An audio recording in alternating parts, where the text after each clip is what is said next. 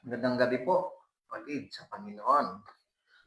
Salamat po sa inyong pagsubaybay sa tuwing linggo, every Sunday, New Testament.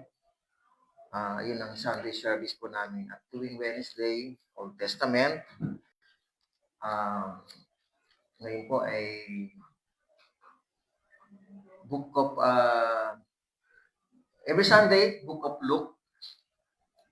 And then, ngayon po naman ay Book of Joshua, chapter 3 na po.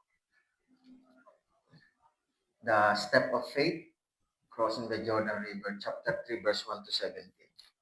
So, salamat po sa inyong pagsubaybay, sa inyong patuloy na pagdaan sa aming Facebook page.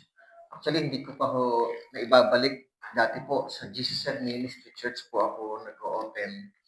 Kaya lang po, lagi po siyang nagkakaproblema, nawawala. So, ngayon sa account ko muna po. Ganun pa man, ang mahalaga naman po mga kapatid ay yung ang salita ng Lord ay naihahayag. Kanino mang Facebook page po ito. So this evening, welcome po sa Jesus and Ministry Church. Sige po, let's pray. O Diyos Ama, salamat po sa patuloy na gawain ng church na ito. Patuloy po kami ay ginagamit ninyo ang church na ito para mahatid ang iyong salita sa series study ng aklat ng Joshua. Pero bago po yon, natapos na po namin yung 5 aklat ni Moses. So ngayon ay ang katuparan sa pagtawid patungo sa Promised Land. So Lord, i-bless niyo po kami, Ama, ng banal mong Espiritu. At makita namin ang aming sarili kung ano po ang aming dapat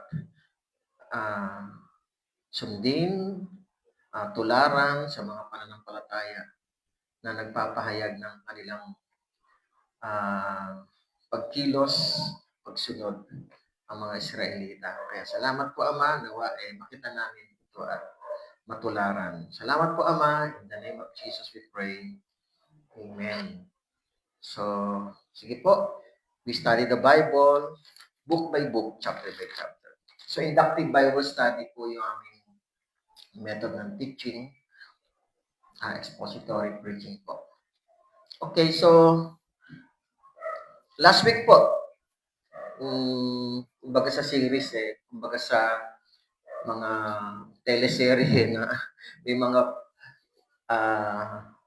summary ng mga nangyari kahapon, parang ganun. Tapos, yung ikukwento yung mangyayari ngayon. So last week po, nagtagumpay po yung espiya, yung 2 espiya na inutusan ni Joshua. At napatunayan nila na totoo yung salita ng Diyos na ibibigay ang Promised Land, yung Kanaan. Na-confirm po ng 2 espiya na totoo po yung sinasabi ni Lord dahil ayon sa testimonya ni Rahab. Si Rahab po ay isang nanampalataya sa Diyos dahil sa takot sa Panginoon, dahil sa kapangyarihan ng Diyos na itawid ang mga Israelita sa promise, sa hatiin yung dagat, Red Sea, daw nagkakamali. Tapos, nagtagumpay po sila sa labanan sa lugar ng Moab. Yung 2 king of Moab, o Amorites, si Sihon at saka si Og, king of Bashan.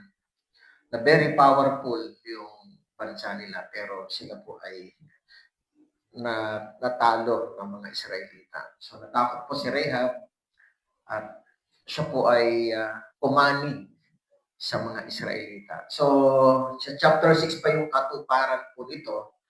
Ngayon sa chapter 3, ito na po, preparasyon nila para tawirin yung Jordan River. So sige po, let's start with verse 1. Sabi po dito, kinaumagahan, maagang bumangon si Josue at kasama ang lahat ng mga anak ni Israel. ay umalis sa Shittim at dumating sa Jordan. Sila'y nagkampo muna doon bago tumawid. So, naglakbay sila patungo doon sa Shittim. Binasa natin ito, pinag-aralan natin ito last week. Ito po yung puro acacia grove. Puno ng acacia ang marami dito. So, dito po ay umalis sila, nagkampo sila rito. At pagdating sa Jordan, wala sa Shittim, pagdating sa Jordan, yung Jordan na yun yung kabila ng Kanaan. Doon sila nagkampo at may instruction si Lord kay Joshua para sa pagtawid sa river. Verse 2, pagkatapos ng 3 araw, ang mga pinuno ay dumaan sa gitna ng kampo. Perhaps ito po yung pinuno na binabanggit sa verse 12, yung 12 tribes na leaders. Verse 3, at inuutos nila sa taong bayan na sinasabi, kapag nakita ninyo ang kaba ng tipan ng Panginoon, ninyong Diyos, na dala ng mga paring Levita ay aalis kayo sa inyong kinaroroonan. Susundan ninyo iyon. So ito yung instruction, mga kapatid. So kasama si Joshua, kasama ang mga anak ni Israel, at yung mga pinuno na dumaan sa gitna ng kampo, marahil sila nga yung inutusan na binigyan ng instruction ni Joshua na nagsasabi, kapag nakita ninyo ang kaba ng tipan ng Panginoon, ninyong Diyos, na dala ng mga paring Levita, ay aalis kayo sa inyong kinaroroonan. Susundan ninyo yun. So, yung sign, yung go signal, kapag dala na yung pari yung kaba ng tipan, Ark of the Covenant, ay doon pakikilos ang mga tao. Sila ay aalis doon at susundan iyon. So mga kapatid, sa mga previous teaching natin, ang dami natin pinag-usapan tungkol sa Ark of the Covenant o kaya yung kaban ng tipan ng Panginoon. Siguro dahil sa tagal na natin hindi pinag-usapan ito, i-flash ko lang po yung itsura niya. Verse, yung kaban ng tipan. So, siguro maliwanag po sa inyong cellphone yung itsura ng kaban ng tipan. So, marami pong mga drawings, picture. Actually, wala naman po yan. Wala talagang exact na picture talaga yan. So, batay lang yan sa instruction na nakalagay sa Bible. Pero more or less yan po itsura. So, 4 na tao ang hahawak niyaan. Okay?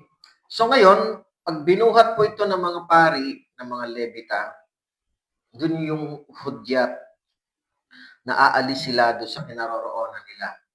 And then verse 4, so yan yung Ark of the Covenant, sa Tagalog, kaban ng tipan ng Panginoon. Sabi sa verse 4, upang malaman ninyo ang daan na nararapat din yung paroonan, sapagkat hindi pa ninyo nadadaanan ang daang ito noong una.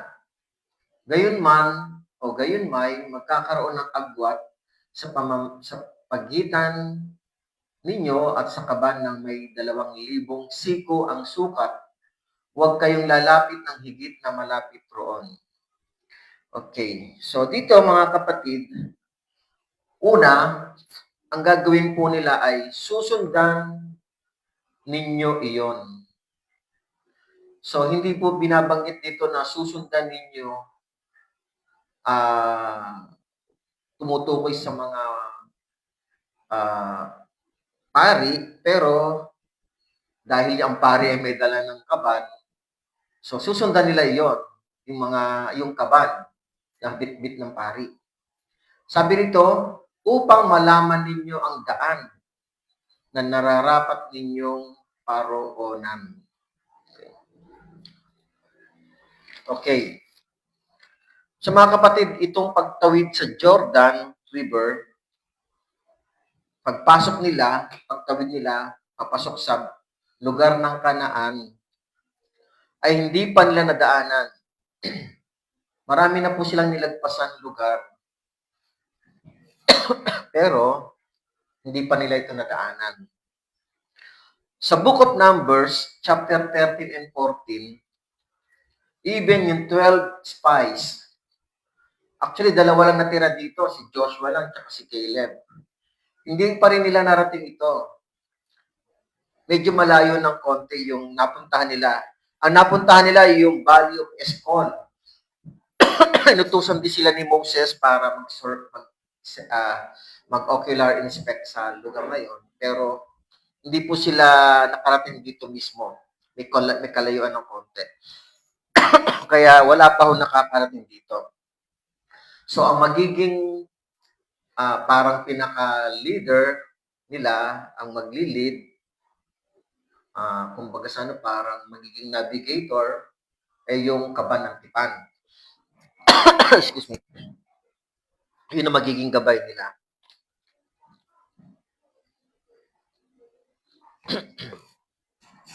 Na bit-bit, dala ng 4 na pari. Ang Ark of the Covenant na dala nila ay nasa unahan nila. Itong mauna para ituro ang daan. Ano ba ang Ark of the Covenant? Ano ba meron doon? Ang Ark of the Covenant o kaban ng tipan ng Panginoon, dito nagmamanifest ang Espiritu ng Diyos. Pag binasa natin Exodus 25, verse 10 to 22, kung saan naroon ang Ark of the Covenant, andun yung function niya na yung presensya ng Diyos, yung Espiritu ng Diyos ay naroon. So, binabanggit nga doon yung mercy seat. Yung mercy seat, yung kung saan ay nakaupo yung ganon yung dalawang anghel doon sa mercy seat. So, andun yung lugar kung saan effective po siya habang existing po siya. Siya po ay may function habang ginagamit siya ng Panginoon. And then, siya rin yung gagamitin ni Lord para gabayan ang mga Israelita. Ituro ang daan. Actually, even the priest, hindi rin nila alam ang daan. Even the priest. Yung pari na nagdadala nito, wala rin alam doon. First time nilang lahat. Pero ang nakakaalam ng daan ay yung Diyos na siyang gagamitin niya yung Ark of the Covenant para gabayan ang mga Israelita doon sa kanilang paroroonan. Kaya ang kaban ng tipan ang merong kapangyarihang maggabay. Wala pa nakakarating kahit isa doon sa kanila. Kaya nga kailangan lang sundan yun. So yun ang daan, ang nakakaalam ay yung, kung titingnan natin, ano bang kapangyarihan ng kaban ng tipan? Yung presensya ng Diyos. Doon siya nananahan. Habang andun siya, existing po siya, may function po siya. So ang distance na kailangan gawin ay 2,000 siko or cubit ang sukat. Sa isang siko, sa Tagalog yun, actually, ang sukat ng siko, sa kung daw nagkakamay, tuktok nitong kamay ng daliri hanggang dito, kaya tunawag siko. So, ang siko po ay tinatayang 18 inches or 0.50 meters ang taas. Kaya kung 2,000 po ito, sa 0.50 meters, ang equivalent po nito ay 1,000 meters. Kaya ang 1,000 meters, pag kinumpute natin siya sa kilometers, 1 kilometer, ang distansya ng ng kaban ng tipan ng Ark of the Covenant bago yung mga taong bayan. So yung distance 1 kilometer. May kalayuan. Okay? Sabi dito, sa last part ng verse 4, huwag kayong lalapit ng higit na malapit doon. Actually, dito pa lang, sa verse 2 pa lang, pinakikita na yung 3 days of preparation. And then verse 4, andun pa rin yung distance between the Ark of the Covenant tapos yung kasunod ng mga taong bayan is 1 kilometer ang distance. Dito pa lang nagpapakita na ito yung eksaktong ginawa rin ni Lord doon sa Exodus chapter 19. At doon sa chapter 20, doon ibinigay ang 10 utos nung nasa Mount Sinai na si Moses. Pero bago po yon, in Exodus 19, merong mga preparasyon. Una, yung 3 days, binanggit din dito na in Exodus 19, yung 3 days na sanctify ng mga Israelita, magbibihis sila, maliligo sila, maglalabas sila ng damit, bago sila humarap sa Diyos. At may distance din po. Mula doon sa tuktok na Mount Sinai hanggang pababa, patungo sa baba, doon sa laylayan, pinakano, hanggang doon lang yung mga Israelita. Merong boundaries. Tingnan po natin yung Exodus 19:20 to 23. Sabi po dito, ang Panginoon, ito po yung ginawa ni Lord sa panahon ni Moses bago ibigay yung kautusan, batas.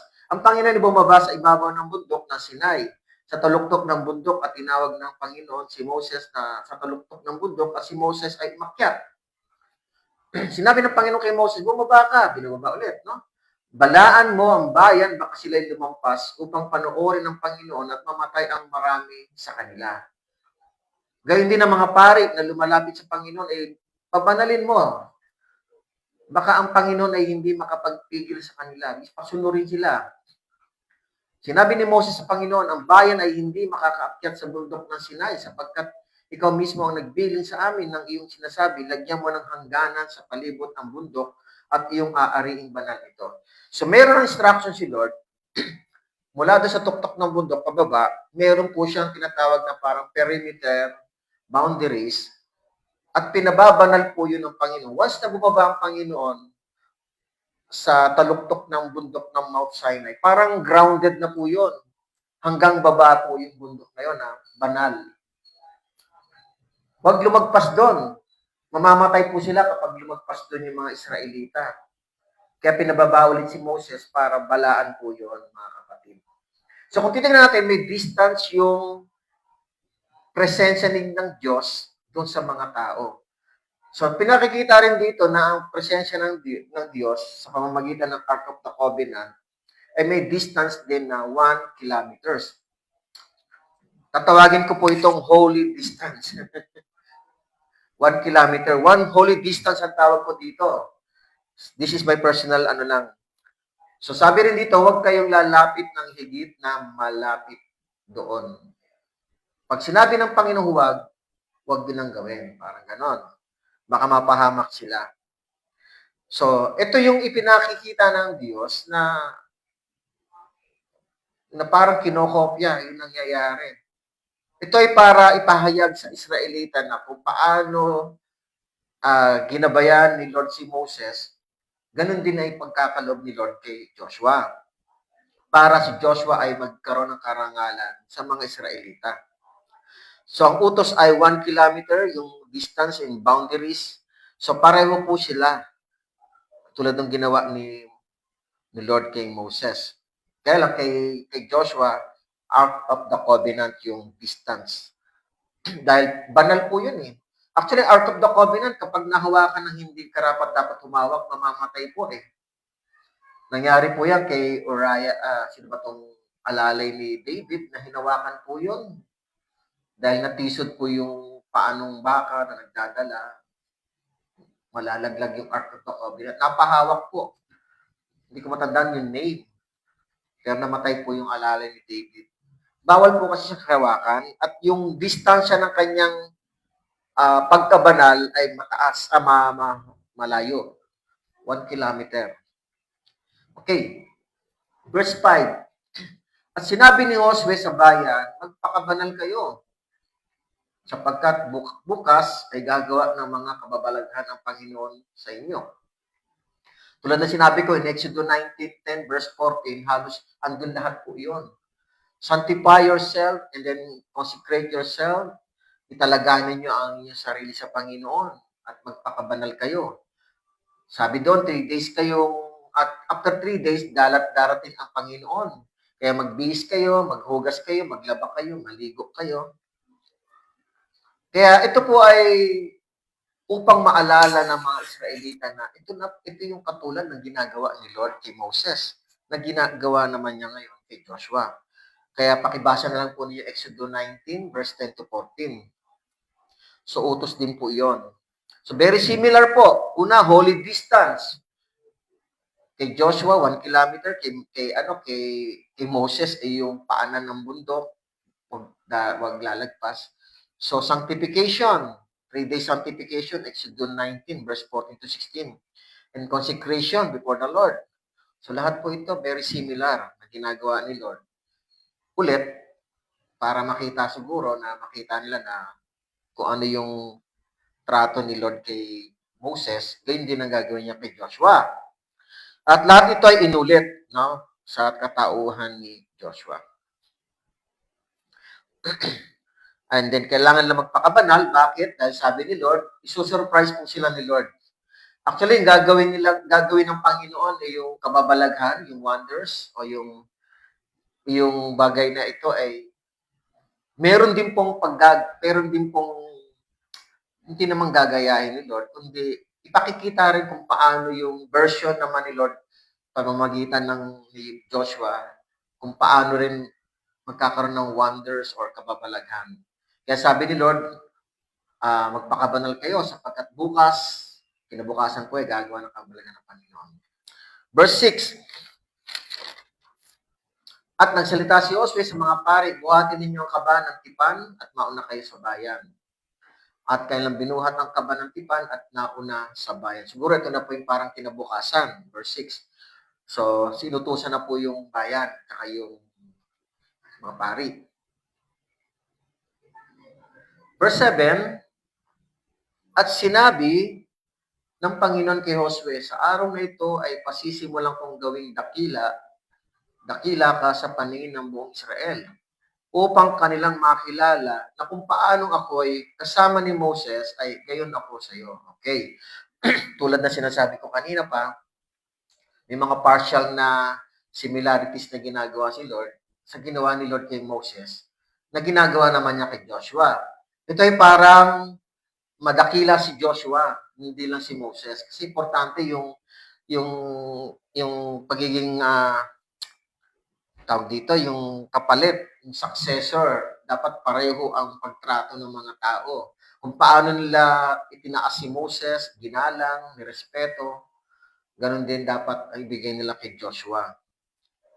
So God reaffirmed Joshua's place as a successor to Moses.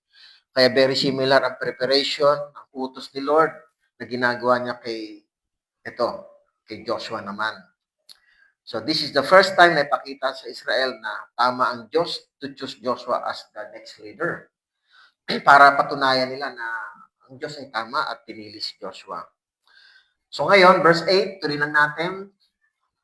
Iyong uutusan ng mga pari na nagdadala ng kaba ng tipan na sinasabi, kapag kayo dumating sa tabi ng tubig ng Jordan, ay tumigil kayo sa Jordan. So, ibig sabihin, step by step, by order yung utos. Huwag kagad tatawid. Sabi ni Joshua kay sa mga pare. Kapag dumating na kayo, siguro yung tinatawag na boundary na, malapit na, konting hakbang na lang, tubig na ng ilog, Jordan. Sabi ni Joshua, huminto kayo.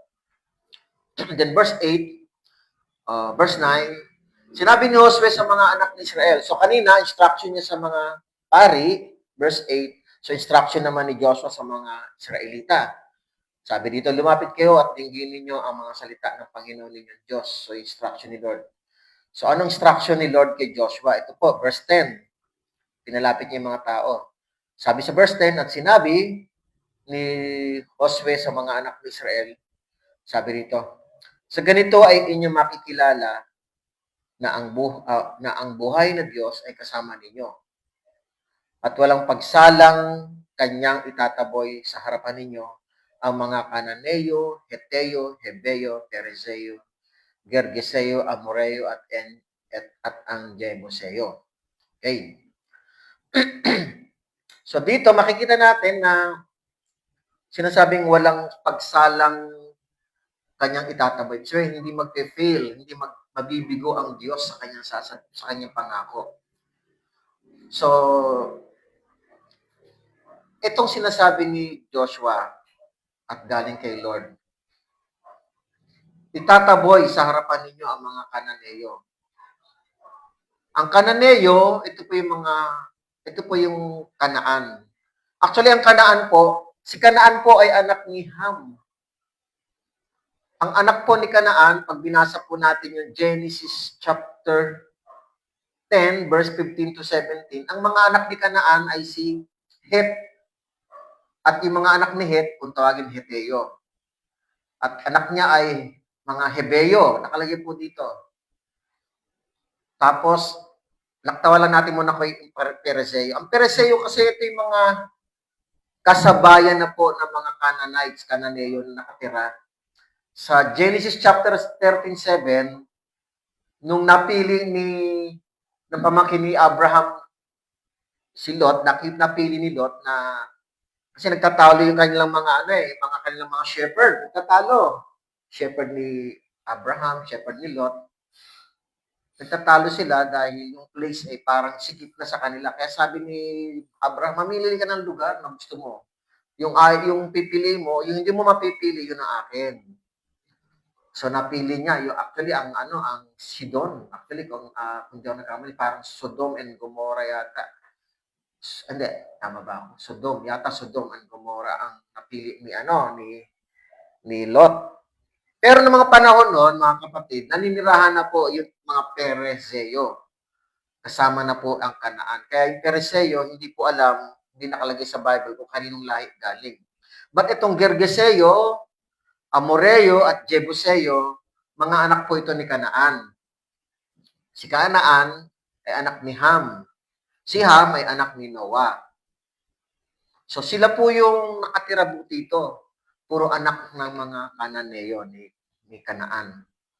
Ngayon sabi dito, kinausap niya ni Joshua yung mga Israelita. Very serious po ito. Sinabi ni Joshua, walang sablay, parang ganon. Itatabay sa harapan ninyo ang mga lahing ito.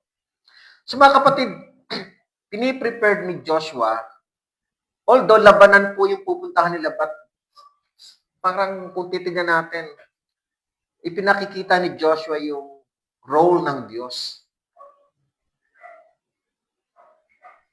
Ang role ng Diyos, ang pinakamalaking bahagi ng tagumpay ng Israelita, hindi Israelita. Yung gagawin ng Diyos, ang Diyos ang magtataboy. Ang Diyos ang magiging leader nila o warrior nila, chief of staff nila o chief commander nila para galing kay Lord yung order galing kay Lord yung command kung ano yung gagawin nila at ang Lord ang magtataboy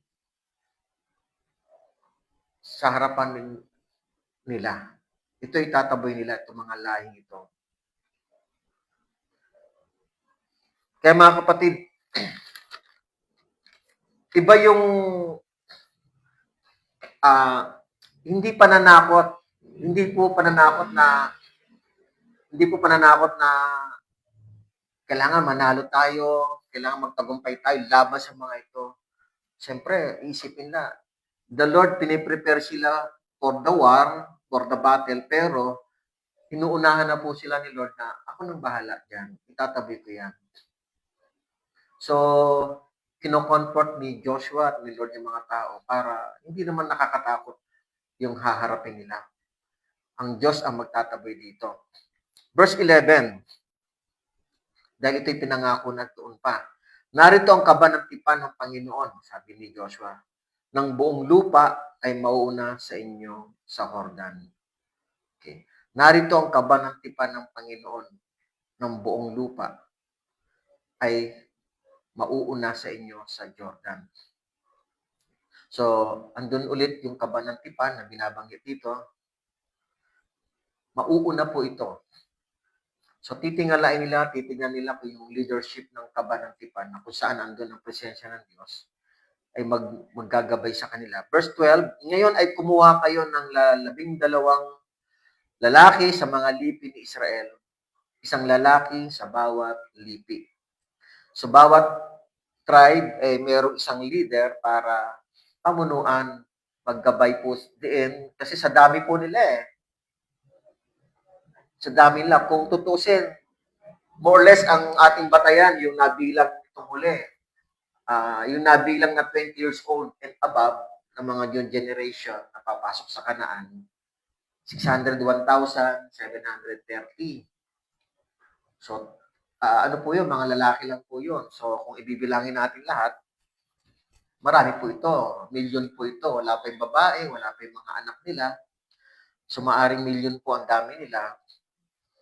Pero sa bawat 20 years old male and above na ready sa battle, may mga leader din po.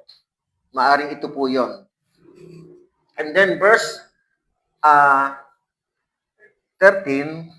kapag ang mga talampakan ng mga paa ng mga pari na nagdadala ng kaba ng Panginoon, ang Panginoon ng buong lupa ay tumungtong sa tubig ng Jordan, ang tubig ng Jordan o ng Jordan ay hihinto sa pag-agos. Maging ang tubig na bumababa mula sa itaas at ang mga ito ay tatayo na isang bunton. Okay. Dito po mga kapatid, kapag ang mga talampakan ng mga paa ng mga pari na nagdadala ng kapanangkit ng Panginoon, sabihin yung first step. Kaya nga, ang title natin, Step of Faith. Ang Panginoon ng buong lupa ay tumungtong. Ang Panginoon ng mga buong lupa, ibig sabihin yung mga leader ng iba pang lahat ng mga tao doon, ay tumungtong sa tubig, bukod sa pari at yung mga leader pa, yung mga tao. Ang tubig ng Jordan ay hihinto sa pag-agos. Maging ang tubig na bumababang mula sa itaas, yung actually, ito po yung sa panahon natin yung parang, kasi upspring, ito yung falls, pwedeng falls na galing sa taas, yung falls. Sa atin, di ba, may mga waterfalls sa mga bundok-bundok. Bababa sa bumababang mula sa itaas at ang mga ito ay tatayo na isang bunton. So parang magiging priest, hihinto sila na para silang nakatayo. And then, mangyayari niyan, magbabara po yung daloy ng tubig, hihinto po yung flow ng tubig, hihinto po. And then, so tinawag ko nga ito na once na nag-step of faith na sila sa tubig, hihinto na po yun. Yun ang hudyat.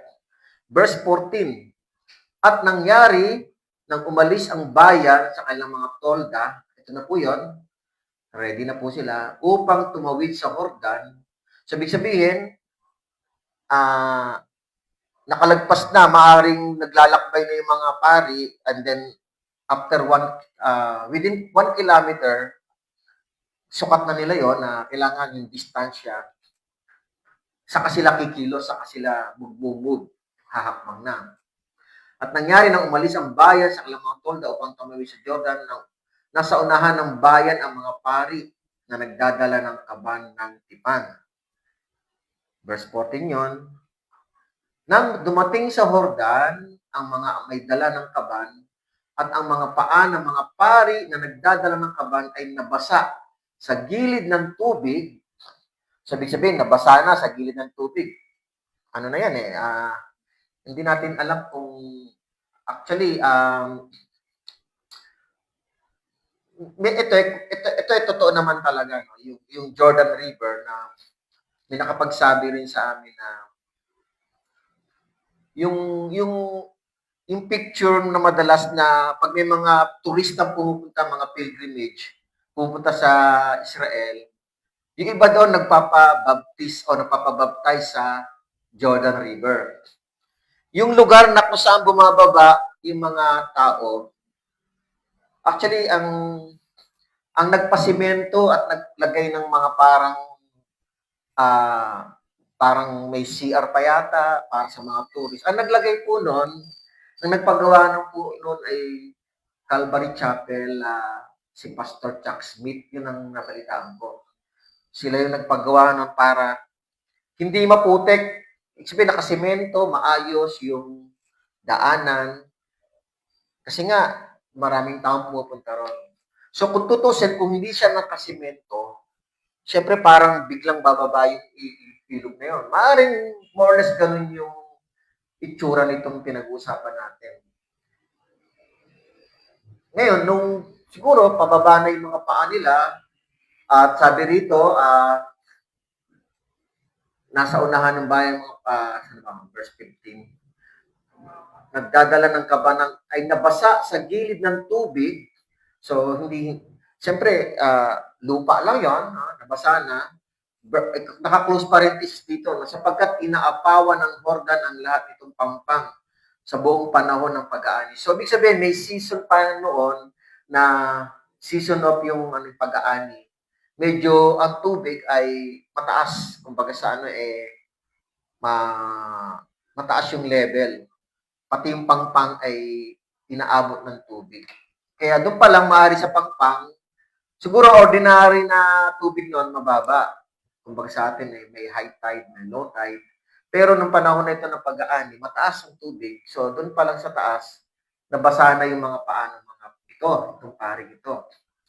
And then ang nangyari, verse 16, ang tubig na bumababa mula sa itaas, ay tumigil. Pag sinabi mula sa itaas, yung sinasabi ko kayo na sa falls, maaring falls. At naging isang bunton na malayo sa Adam. Namaya may mapa tayo pakikita dyan. At naging isang bunton na malayo sa Adam. So ito'y lugar, itong Adam na to lugar to, na ang bayang nasa tabi ng Saretan. Samantalang ang mga umaagos na tungo sa dagat ng Araba, na ang tawag din ay na dagat ng asin, ay ganap na nahawi. At ang bayan ay tumawid sa tapat ng Jericho. Ibig sabihin, may kalayuan pa yung lugar ng Adam. Maaring din nila nakikita yon. Pero kung titignan po natin, doon pa lang, andun yung falls. Doon sa lugar ng Adam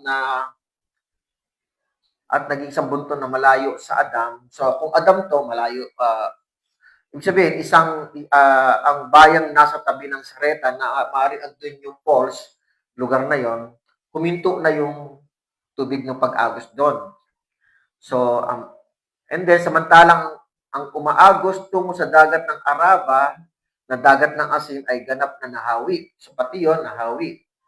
And then, at ang bayan ay tumawid sa tapat ng Jericho. So, malayo po yun. Diretso po yun, Jordan River. Tapos, lalaki po yun. Kasi lawa po yun, kung di ako nagkakamali. Actually po, yung tinatawag na dagat ng Araba. So, ang tawag din po nun ay dagat ng asin o salt sea. In Hebrew ay Yam Hamela. And then, it is also called, sa panahon ng New Testament, binanggit na po itong Dead Sea. Ito ay, maalat na tubig. At yun ay nahawi, sabi doon. Okay? At ang bayan ay tumawid doon. Verse 17. Tuloy lang natin muna, verse 17. Kasi po yung Jericho, ang lugar maaring dinaanan nila, nahawi yun, yung maaring tapat ng Jericho. Yung sea salt, dagat na maalat o Dead Sea. Verse 17, ang mga pari na nagdadala ng kaba ng tipan ng Panginoon ay panatag. Panatag silang na tumayo sa tuyong lupa sa gitna ng Jordan. Siguro inisip nila, hindi nangyayari yon. So very panatag sila, panatag, comfort sila, ano ba ang English sa panatag? Parang confident sila na tatawid, peaceful, na parang tumayo pa sila sa tuyong lupa, hindi lang naglalakad. Siguro tinitignan nila, wow, miracle. Sa gitna ng oras, samantalang ang buong Israel ay dumaan sa tuyong lupa hanggang sa nakatawid sa Jordan ang buong bansa. Tingnan natin yung mapa, mga kapatid. Yung mapa, siguro makikita ninyo dyan. Tingnan natin. Pa-flash po lang natin yung mapa.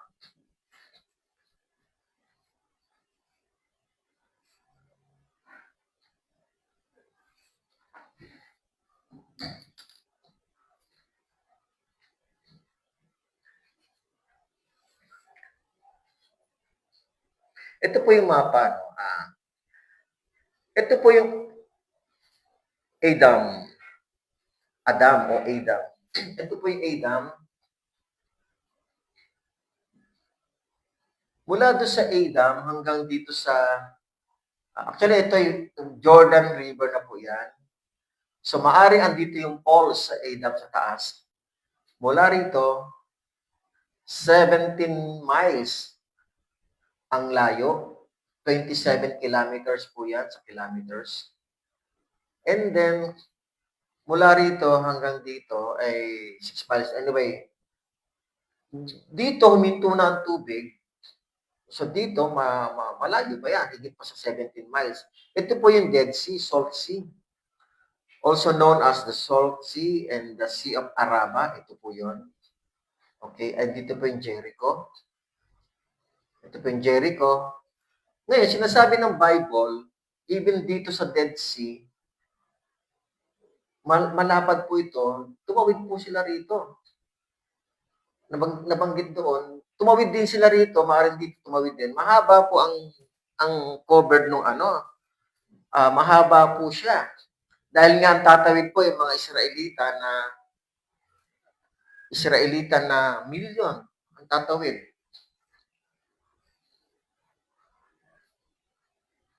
Kahit yan sana mas malinaw. Liwanag. So mga kapatid, doon pa lang, 17 miles, hindi pa natin na-compute yung ibang part doon. So ang batayan natin ay 17 miles, equivalent to 27 kilometers. Ganon kahaba yung tuyong lupa, na tuyong ilog, and then hinati yung dagat sa Dead Sea na malapad, napakalapad po niyan. Hindi ko lang na-compute ko ilan po yan. Thank you. So, makikita natin na tumawid ang mga taong bayan. So, dito sa Jordan River, dito po tumayo yung mga pari. Pero sa verse 60, kung papansin ninyo, doon sa dagat na asin, nahawi po yun. Kung tutusin mga kapatid, kung hindi po sila tatawid doon, okay lang naman kung hindi mahawi. Pero bakit hinawi ng Diyos? Dahil tatawid po sila. Natuyo po yung lupa, ay yung dagat na yon, yung Dead Sea na yon, natuyo po yon at nahawi po siya para makatawid. So mga kapatid, makikita natin dito na very similar at talagang parehong-pareho ang ginawa ng Lord. Kung ano ginawa ni Lord nung hinahabol ang mga Israelita ng mga Egyptian, na corner na po sila, wala na pong pupunta ng mga Israelita, hinati ng Diyos yung Red Sea at nakatawid yung mga Israelita. In Exodus chapter 11, kung di ako nagkakamali. And then, 11 or 12. And then, ganun din ang ginawa ni Lord dito. So, very similar para ipakita ni Lord sa taong bayan, sa mga Israelita na pareho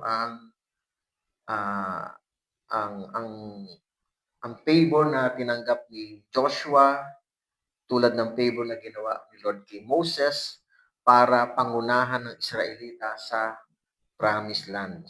So, inulit ng Panginoon para ipakita sa mga Israelita.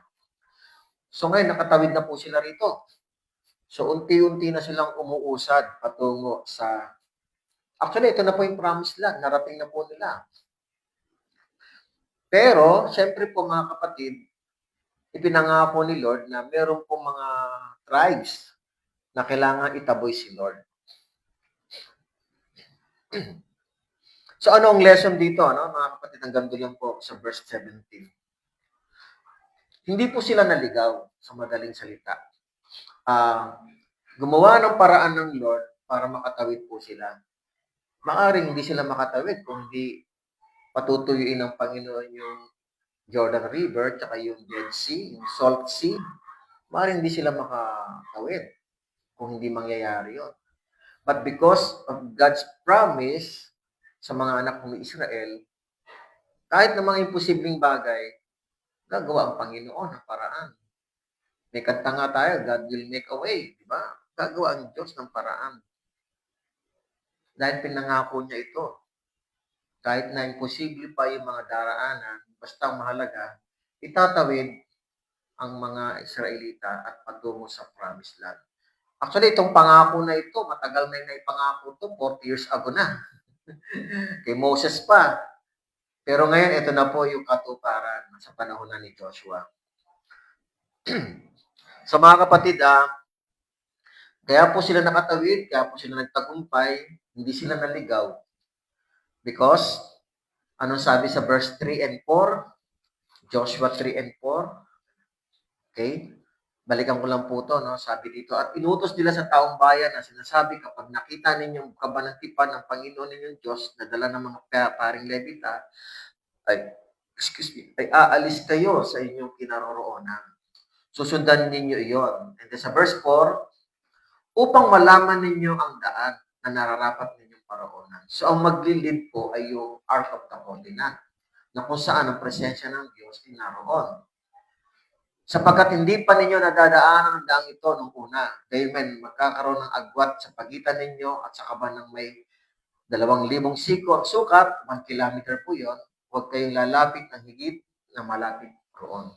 So because of their obedience sa mga instruction ng Panginoon, nasunod po lahat yon. Nagpakabanal sila, sinunod ng mga pari, yung mga instruction, sinunod din ng mga Israelite instruction. So, naging tagumpay po si Lord. Nagiging tagumpay si Lord kapag may mga sumusunod sa Kanya. Nagkakaroon ng bunga yung mga salitang lumalabas sa bibig ng Diyos.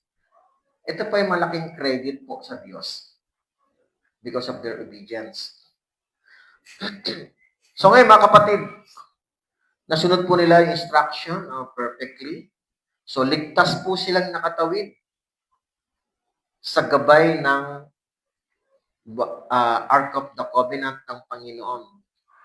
Because of their the spiritual presence of God ay naroon sa kaban ng tipan. And the time span, kung magpa-fast forward po tayo, ano po ang nangyari na sa Ark of the Covenant after how many years? The time span from the end of the event. Pagkatapos itong book of Joshua, natapos po itong event na ito around 1383 BC, 1383 before the Lord Christ Jesus.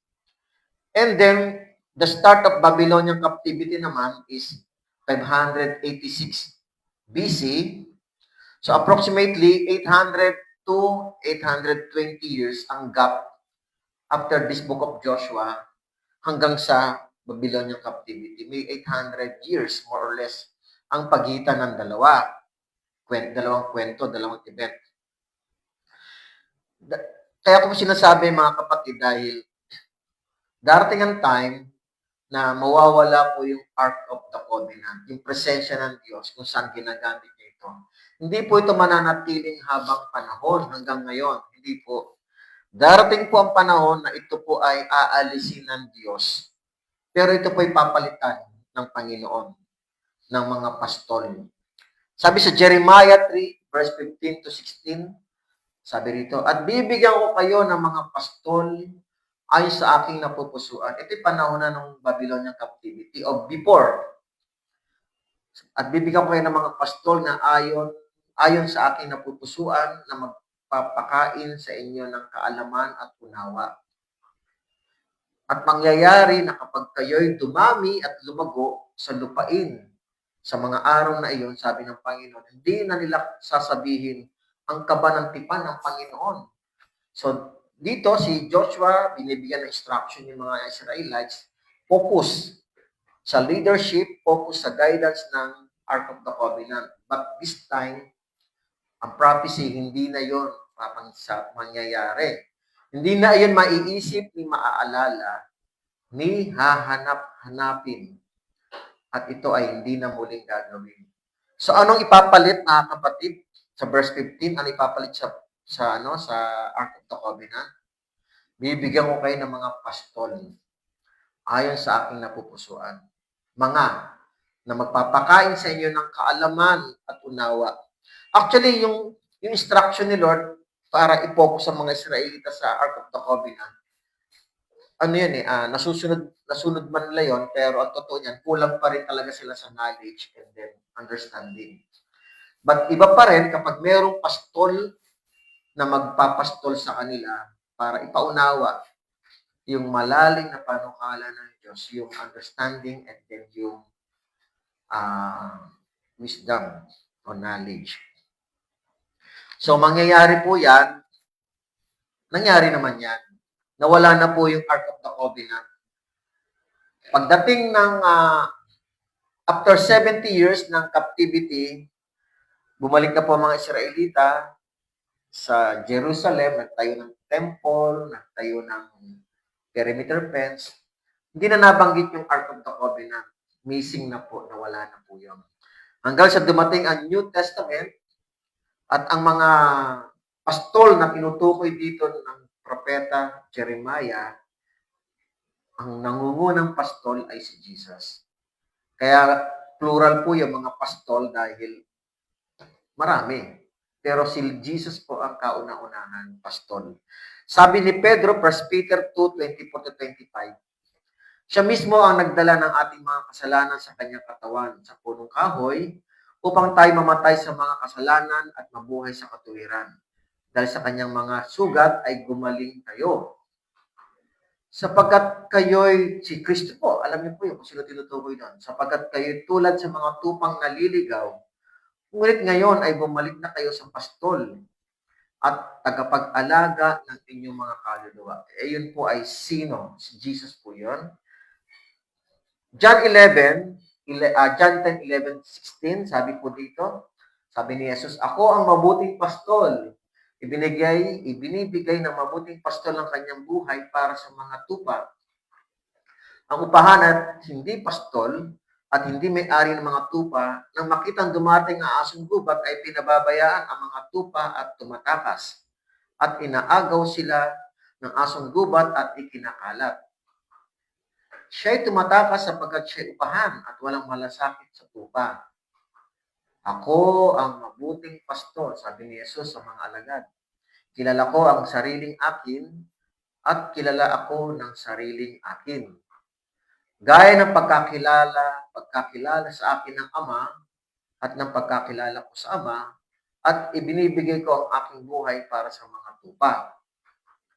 Mayroon akong ibang mga tupa na wala sa kulungang ito.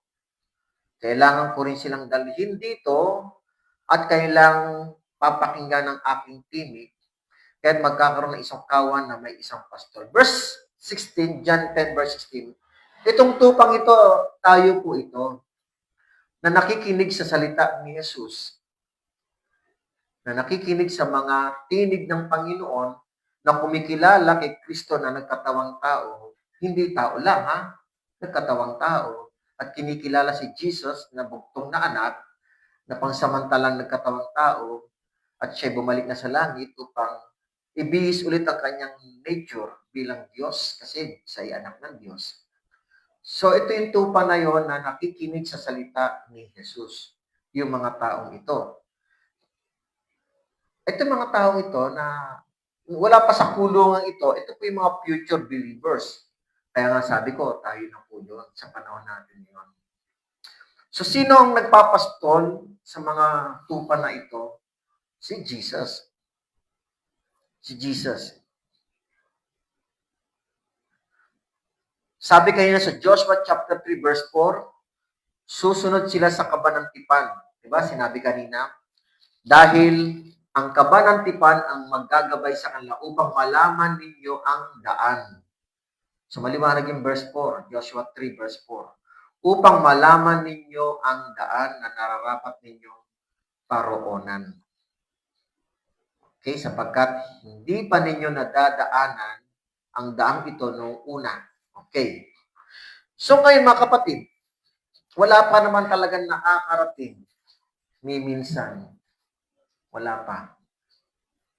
Ang mga ninuno nila, si Abraham, si Isaac, si Jacob, galing po dito. Dito po sila talaga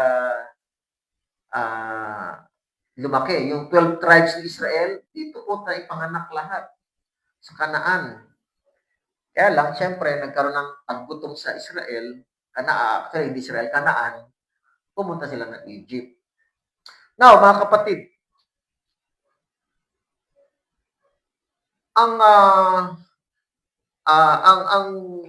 ang kaba ng tipan, kung titignan natin sa panahon natin, ay para siyang tinatawag na compass navigator o kaya ay GPS.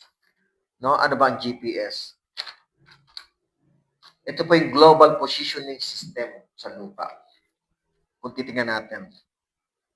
So, ang kaba ng tipan ang naggabay para makarating po sila sa promised land. So, natupad na po. Sa chapter 3, natupad na po yun. Nakarating sila. Pero meron pa silang kailangang mapagtagumpayan. So, ngayon, mga kapatid, kung ang kaba ng tipan ang naging gabay nila para makatawid sa promised land, ngayon, sinasabi natin na ang pastol na ipinapalit sa kaba ng tipan ay na pinangungunahan ni Jesus, mga pastol. Kaya yung kaba ng tipan, ang katapat nun ay first si Jesus. Sila na po yon, si Kristo, ang mga apostol, ang mga leader po natin na pinakikinggan natin yung mga letter nila, mga sulat nila, yung mga testimony nila tungkol kay Jesus. Yung mga salita nila, yung salita ni Jesus, yung mga kaalaman at yung mga kaunawaan, yun ang magtuturo sa atin. Kung ang kaba ng tipan ay naggabay sa kanila bilang GPS, bilang compass navigator para makarating sa promised land, Jesus is also like a GPS or a compass navigator para i-demonstrate yung kanyang pamamaraan upang ang sino mang mananalig naman kay Kristo at dadaan sa daan ni Jesus ay makakarating din sa promised heaven or promised eternal destination. Kung ang kaba ng tipan ang maggagabay ng daan para gabayan sila makatawid, Jesus is the only way, the truth, and the life. John 14 verse 6 sabi dito. Sinabi sa kanya ni Jesus, ako ang daan at ang katotohanan at ang buhay. Sino man ay hindi makakarating sa Ama kundi sa pamamagitan ko. Nasaan ba ang Ama? Nasa langit. Ang langit ay lagi ipinapangako ng Panginoong Yesus. Ipinapangako ng mga apostol, yung langit, eternal life, kingdom of God, kingdom of heaven. Puro pangako, yan ang Diyos yan. The same promise din na binabanggit ng Lord sa mga Israelita. Kaya lang, promised land yun. Ito, promise new earth. Promised land din. Time will come. Pangako na buhay na walang hanggan sa lugar ng Diyos. Ngayon, sino mang dadaan sa daan ni Jesus, sino man maniniwala sa katotohanan ni Jesus, at do sa buhay na ito, the way, the truth, and the life na tinuro ni Jesus, hindi ka na maliligaw. Makakarating ka na kung saan naroon ang Diyos. Walang sino mang makakarating sa Ama maliban sa akin, sabi ni Jesus. So Jesus is the compass navigator of our soul. So Jesus is the GPS, the global positioning system, na katulad niya dito sa lupa, but Jesus is in heaven. Walang iba. Siya yung naggagabay sa atin. Naggagabay sa atin para makarating tayo sa buhay na walang hanggan. Kaya ang compass po, mga kapatid, sa ating panahon is not only Jesus, kasi si Jesus, paano natin siya makikita? Hindi na nga natin makikita eh. But through His Word, itong Bible na ito po yung tools natin na talagang literal, tangible things, pero babasahin po natin. Ito po talaga ang pinaka-GPS natin. Bukod sa faith natin, sa Panginoon, but ang kanyang salita ay importante. Kahit nananampalataya tayo kay Jesus, kung wala yung salita niya sa puso natin, it's nothing. Wala pong bisa yun. So, ang compass po, spiritual compass and spiritual GPS of the Lord, ay ito ang Biblia. Sabi sa Psalms 119:105 in New King James, sabi ng awit, your word is a lamp to my feet. Yung salita raw ng Panginoon, ng Diyos, ay liwanag sa kanyang paa. And a light to my path. So, yung feet po, yun yung step by step. Yung step by step of faith. And a light to my path. Ang path ay yung direction. Pareho po sila. Yung lamp, ang kino-covered ng lamp ay yung hakbang to your feet, hakbang ng iyong paa. Pero ang liwanag po ay mas malakas ang coverage niya.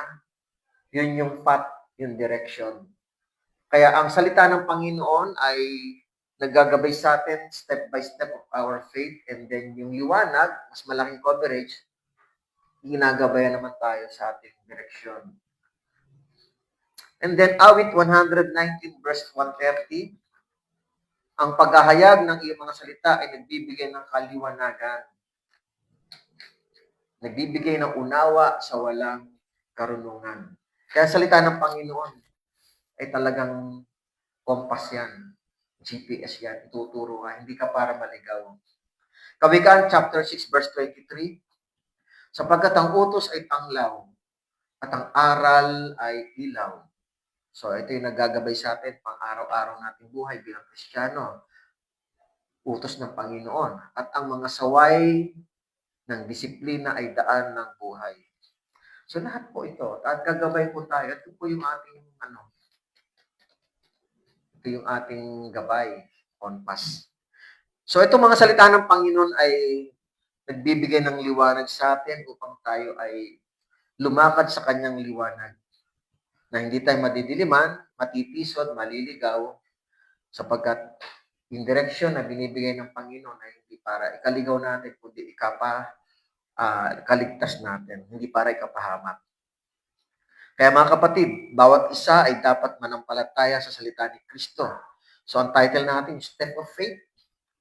Pero kailangan may liwanag yan ang salita ng Panginoon. Kapag meron po tayo nito ng pananampalataya at ang salita ng Panginoon ay liwanag na nasa puso natin, mga kapatid, ano na to,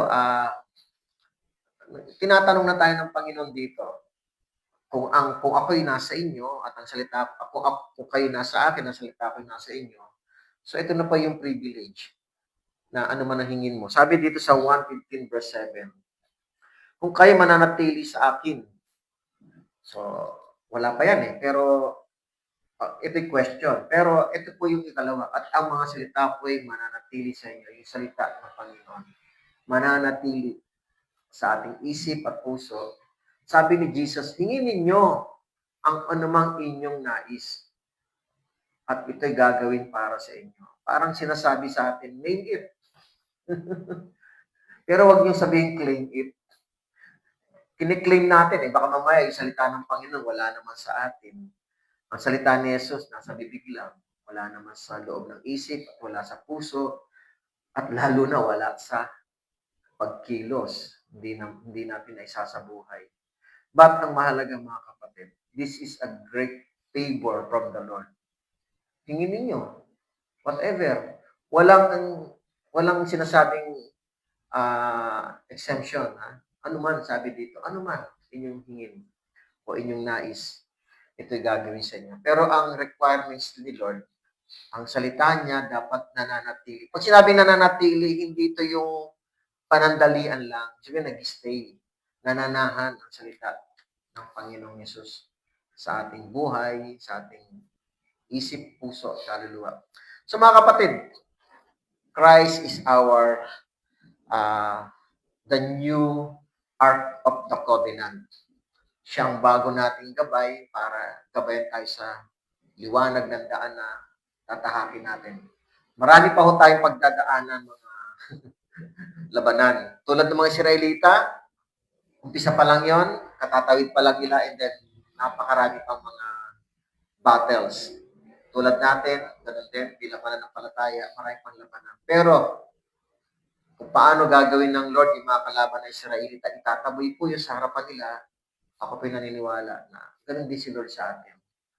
Ano man yung mga pagsubok, hindrances, trials, temptation, tutulungan tayo ng Panginoon. Itataboy din sa atin. Basta ang ating focus, si Jesus at ang kanyang salita ay nasa ating buhay. Let's pray. Diyos Ama, salamat po ng marami sa iyong kabutihan. Salamat po. Tulungan niyo po kami, madagdagan pa ang mga pagtitiwala namin sa iyo. Minsan sa madaling sabihin po yun, Lord, madaling isipin, pero kapag nasa sitwasyon kami na naroon na kami, minsan ay parang nakakapanghina. Pero ganun pa man, Lord, kung ito po ang magpapalakas po sa amin, tulungan niyo po kami maging matatag, mag-focus lang po sa GPS or tinatawag na compass navigator ninyo, yung salita mo. Yung salita mo magbibigay ng comfort at liwanag po sa amin. So thank you, Lord Jesus. Salamat po sa iyong study this evening. Patuloy ko pong pinagpapasalamat po ang paglabas po ni John sa ospital. Salamat po sa recovery. Nawa magpatuloy po ito ang manugang ni Sister Nancy. Salamat din po sa Sister Nancy na medyo okay po siya ngayon physically. Salamat po sa recovery din ni Sister Achi, Lord Perel. Lord, salamat din po sa protection ninyo sa bawat kapatid dito sa church, bawat pamilya po namin, even sa nanay ko, sa mother ko, sa biyanan ko, and then kay Kim, kay Caleb, kay Rochelle, at sa akin may bahay, kay Sally. Salamat po sa iyong pag-iingat sa aming buhay. Dalayan ko rin po, Panginoon, na physically, palakasin niyo rin po ako, na minsan parang low blood naman ako, yun ang aking problema. But praying ako, Lord, na as your protection, na maingatan niyo rin po ako. Minsan nahihilo, but Lord, I'm praying for your protection, Lord.